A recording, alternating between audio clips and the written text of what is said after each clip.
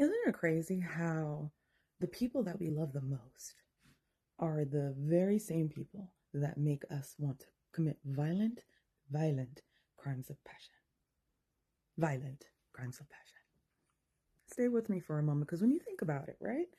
It's not strangers, it's not critics, it's not haters, it's the people whose opinion and approval you thrived on to survive most of your life.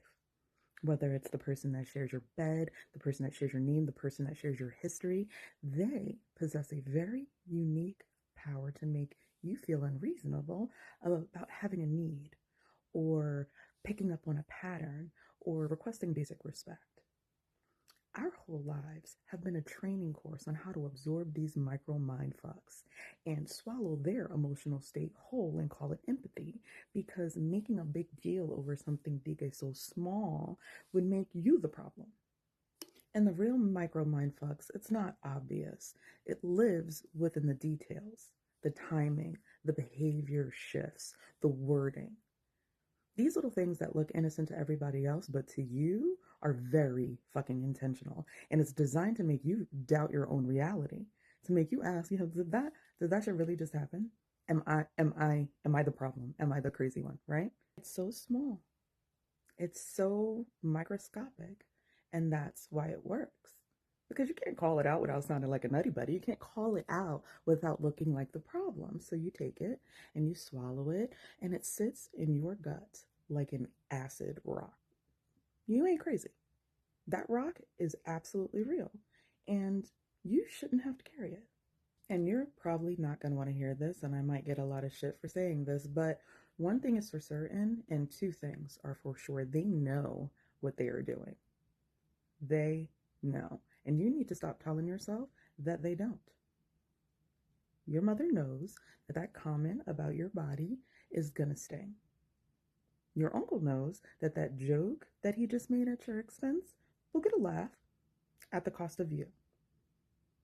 Your sister knows that asking for that huge favor last minute will send you into a panic. They know. They feel like shit, whether it's for their own frustrations, their free flowing anxiety, their lack of preparation that now has become your problem, or you just looking too comfortable in your own peace and it burns them up. Whatever that reason is, whatever that feeling is for them, it's a burden. And your peace of mind, oof, it's a chef's kiss of a clean, convenient place for them to dump their shit. And baby, first chance they get, they do. Your comfort quickly becomes the price for theirs. You are the casualty of their choice to put their feelings first. And let's be clear here. The most dangerous mindfucks do not come dressed up as some huge disaster. It's the tiny, simple request that scrambles your focus. The offhand comment that finds a hidden bruise inside of you.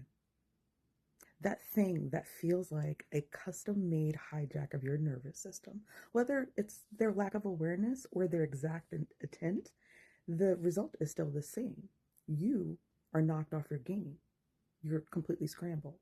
So, when you find yourself in it, and you feel that hot, burning ball of acid rising up in your chest and scorching your calm, you freeze. Before you spend a single calorie of your energy, you have a question to answer. Is this conversation worth having, or is it just a hole for my energy? It's complete fuckery that we're here with somebody that we love, yes, but their chaos is their problem. Your responses are your power. You cannot control their mess, right? But what you can control is whether or not you step in it or you walk around it. And that choice right there, that choice not to play the game, it's not a weakness. It is your strongest move. All right, so we're here, right? You've asked yourself the question, is this worth my goddamn energy? If the answer is no, well, congratulations, baby. Consider this your emotional lottery. You are done with this situation. It does not matter if it's a word or an action or a tone or a loaded silence, the intent irrelevant. Your response is to completely disengage. You do not acknowledge it. You become a void where the energy gets lost. You change the subject. You leave the room. You make yourself unreachable. Look, you have boundaries, but people have been treating them like they're flexible because you let them. That ends now. Your job isn't to explain shit. It's to be your boundary, solid and final. But, and hear me when I say this to you, this is a very big but.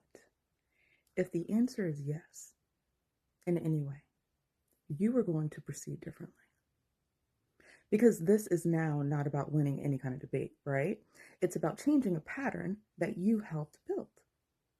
Your tolerance has been the foundation, and now you have to demolish that. So the next time their action, their mood, their whole vibe violates your space, you don't address it. You embody it. You get up and go. You turn off your phone, you walk away, you shut the door, don't explain, don't announce, just be unwaveringly in the new territory you've claimed. Let them figure out why the old landscape feels empty. They'll adapt to the new geography or they'll leave it, but you will no longer be living in the violations. And here's really the only truth that matters, the only truth that you really need to take away from this because it is the most important, right? Your stress is not about their behavior. It's about who you've put in charge of it. You've handed your power over. You've made your inner peace contingent on their choices, their awareness, their decency. That is the original glitch. The stress, the acid ball, the mind fucks, it's all friction of your soul fighting a reality where somebody else holds the remote control to your mood. This whole thing, the question, the no, the yes, is the operation to take that remote back. It's the manual override. You are not responsible for their behavior, but you are 100% responsible for what you do with it. You are the curator of your own energy, and thank God for that. The editor of your own peace. The freedom is not hoping they'll one day stop being messy, honey, because that ain't never going to happen. The freedom comes in uncoupling your peace from that hope altogether. Your calm cannot be a pending request, waiting on their good behavior to be approved. It has to be declared fact, effective immediately. And when you truly get that, I mean truly live in that, the game completely changes. The pressure no longer is on them to behave perfectly. The pressure is on you to guard your peace perfectly. And in that responsibility lies immense and untouchable power. The turmoil settles because the battlefield is no longer inside of you. You've moved it.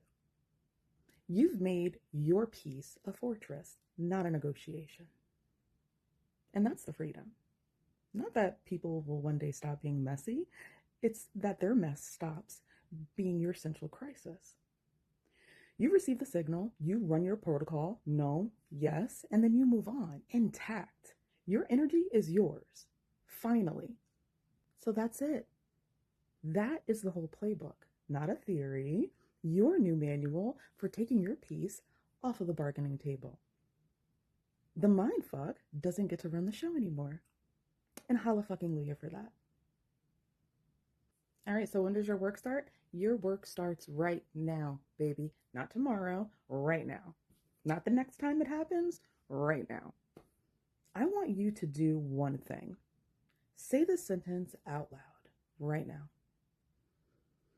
My peace is not negotiable. Say it until you believe it. Say it as many times as you need to. Say it in the mirror. Say it to your best friends. My peace is not negotiable. Then the next time you feel that ball of acid rise up in your chest, whether it's in 5 minutes or 5 days, you know what to do with it. You ask the question, you run the protocol, your energy is the most valuable currency you have. You cannot forget that. Stop letting other people spend it without your permission. It's yours. Take it back. And if this clicked for you, which it should have, do me a solid and hit the like button, subscribe, please, and turn on your notifications so that you do not miss nuggets of gold like this. You're building your arsenal for the next time somebody tries to pull this shit. And I'm here in the trenches with you. Now go guard your peace.